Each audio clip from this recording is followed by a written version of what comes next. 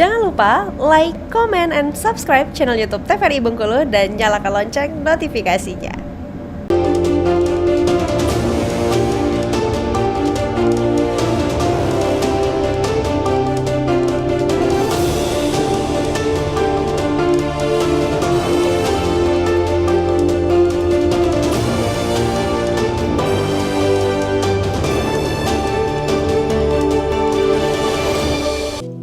Terima kasih pemirsa TVRI Bengkulu, Anda kembali menyaksikan Berendo masih bersama saya Friko Zuhri. Kali ini kita membahas tema terkait dengan antisipasi bencana saat cuaca ekstrim. Nah, kalau melihat dari cuaca sendiri, sebetulnya sepanjang tahun 2024, seperti disampaikan tadi oleh Pak Dam, kalau Indonesia sendiri kan notabene ada dua musim gitu ya Pak, kemarau dan juga musim hujan.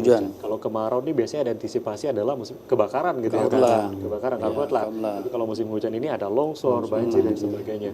Nah, mungkin kalau dari BPBD sendiri ini Pak, sepanjang tahun 2024 ini mengatasi kejadian-kejadian yang mungkin sudah terjadi ini seperti apa? Menghadapi musim kemarau kemarin gitu pasti ada kondisi kebakaran dan sebagainya, dan sekarang persiapan untuk musim hujan nih. Gimana nih Pak sepanjang tahun 2024? Yang kami lakukan tetap berkoordinasi lintas sektor, terutama di ketika dapat informasi dari BMKG ataupun Direktorat Peringatan Dini BNPB, langsung ini bergerak cepat, hitung detik nih, langsung ke grup WhatsApp supaya akan melakukan upaya. BPBD Provinsi Bengkulu ada medianya FB, IG ataupun Twitter,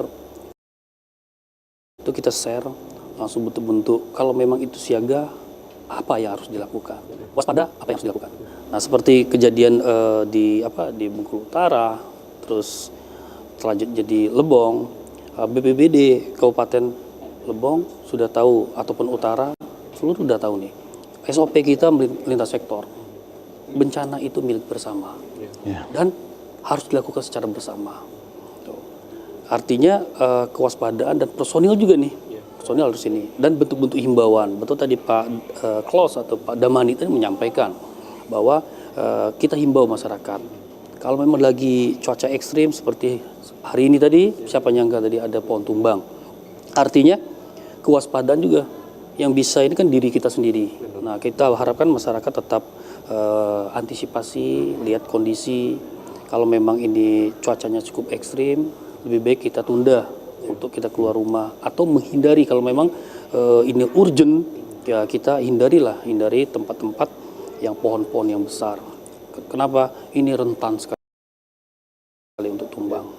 Kalau melihat di tahun 2024 kita bandingkan dengan tahun sebelumnya gitu ya Pak, di 2023 sebetulnya untuk ancaman dan juga potensi bencananya ini seperti apa Pak kalau dari BPBD? Kalau lihat dari ini ya, dari laporan kita masih banyak ini banjir. Ini banjir ini lumayan nomor satu nih, banjir baik banjir genangan, banjir rob. Nah ini lumayan tinggi. Urutan kedua itu adalah longsor. Nah ada juga di 2023 itu ada juga puting beliung, tapi tidak terlampau banyak ya. Itu terjadi di Kabupaten Kepayang, di Kebawetan. Nah ini sering terjadi nih, tapi di kabupaten lain tidak. Nah, yang kita antisipasi tadi longsor ya otomatis BPBD melalui stakeholder terkait seperti mitra OPD lain ini seperti PUPR menyiapkan peralatan, dan kalau memang dalam keadaan darurat dan itu harus perintah Undang-Undang 24 tahun 2007 tentang penanggulangan bencana, wajib segitiga biru bersatu. Nah, bersatu. Ini segitiga biru betul ini Pak nih. Dari pemerintah, dunia usaha dan masyarakat bersama-sama, artinya bergotong royong nih. Jadi bukan pemerintah, bukan milik pemerintah lagi. Ini tugas pemerintah saja. Bukan.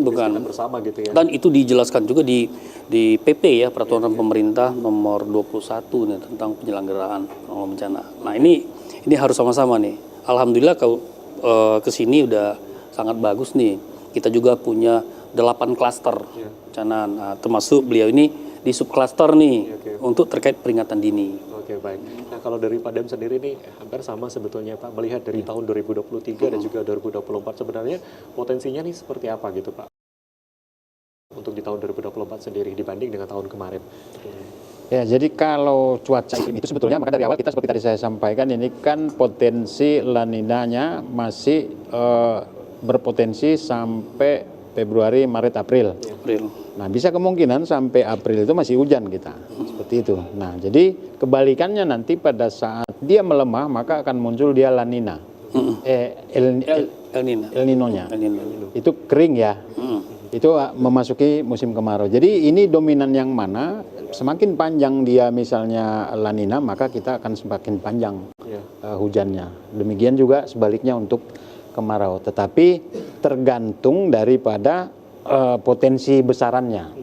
Sehingga kalau dia menguat terus berarti semakin panjang dan kadang kemaraunya itu ekstrim kalau yang El Nino gitu. Sebaliknya juga hujan seperti itu. Nah, tahun ini kita prediksi memang baru mulai di akhir-akhir ini ya, mulai dia ada indikasi La Ninanya sehingga memang dari beberapa, dan bukan hanya BMKG, artinya kan dalam menentukan perakiraan itu BMKG juga tidak hanya menggunakan ini ya, tapi kita juga mengambil referensi dari beberapa institusi dunia. Nah, jadi memang punya perakiraan ataupun punya analisis yang sama seperti itu. Oke, nah kalau kita melihat kan katakanlah tadi puncaknya ini di bulan November dan juga Desember Iya, ya Pak. Memang Desember. aktivitas masyarakat nih nanti di bulan Desember ini lagi banyak aktivitas di luar. Iya. Sampaikan tadi karena menjelang tahun baru dan juga Natal. Nah, kalau bicara soal cuaca ekstrim dan juga dampaknya tadi ada banjir, longsor dan sebagainya. Ini salah satunya juga tempat pariwisata nih Pak, pantai. Ya, ini kan menjadi potensi juga sebetulnya. Kita melihat dari gelombang laut dan sebagainya. Nah, kalau dari BMKG sendiri seperti apa nih Pak prediksinya? Apakah ada potensi-potensi juga nih kalau untuk di perkiraan laut? Ya, jadi sejauh ini yang kita sampaikan juga informasi itu termasuk informasi kemaritiman. Karena memang kita punya jalur penyeberangan dari Pulau Bayi Enggano itu juga kita layani ya, sehingga kemudian perairan kita Bengkulu juga setiap hari itu kita, bahkan 2 kali ya. Jadi pertama itu dari jam 7 pagi sampai jam 7 malam, lalu nanti yang kedua itu jam 7 malam sampai 7 paginya. Sehingga kondisi perairan kita itu aman lah gitu ya. Dan beberapa ini sangat dimanfaatkan oleh para nelayan kita juga gitu. Jadi untuk masa libur panjang ya, akhir tahun terutama Desember benar, untuk itu kita juga sudah menyiapkan untuk bahkan nanti setiap provinsi pasti ada posko juga ya, di masa liburan itu, dan kita juga tetap berperan di sana, berperan aktif, kolaborasi dengan stakeholder terkait sehingga masa-masa liburan itu bisa dimanfaatkan masyarakat dengan catatan memperhatikan itu sehingga tidak terjadi kendala di perjalanan gitu ya. Seperti kita sampai kadang kita sudah infokan misalnya Kota Bengkulu itu hujan. Ya ketika kita ke pantai ya nggak ada gunanya karena hujan seperti itu ya. Jadi memang harus itu. Nah kemudian masa puncak hujan ini juga perlu diwaspadai ketika hujan ekstrimnya itu ada di hulu Pak.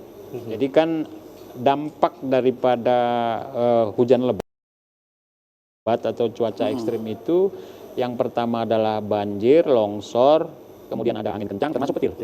Sehingga memang kita himbau ke masyarakat mungkin pohon-pohon yang tinggi di sekitar rumah sudah mulai bisa dipangkas. Siring-siring yang ada di sekitar kita udah mulailah gotong royong seperti itu ya. Supaya nanti ketika dia terjadi hujan lebat, airnya ngalir. Sebetulnya airnya sebesar apapun kalau dia ngalir nggak akan banjir. Ini kan kadang karena mampet gitu. Dan kami sampaikan juga sekali lagi, hujan itu hanya salah satu Pak. Pemicu dari banjir itu. Ya, artinya tidak hanya pemberitahuan ataupun peringatan saja gitu ya. Masyarakat Jadi, juga harus bisa bekerja betul, seperti salah satu tadi dengan bisa Ya. membersihkan dan lain sebagainya. Ini persiapan yang harus kita lakukan. Betul. Baik, kita akan break terlebih dahulu Pak, nanti kita lanjutkan kembali. Pemirsa jangan kemana-mana, kami akan kembali usai jeda pariwara berikut ini, tetaplah di Berando.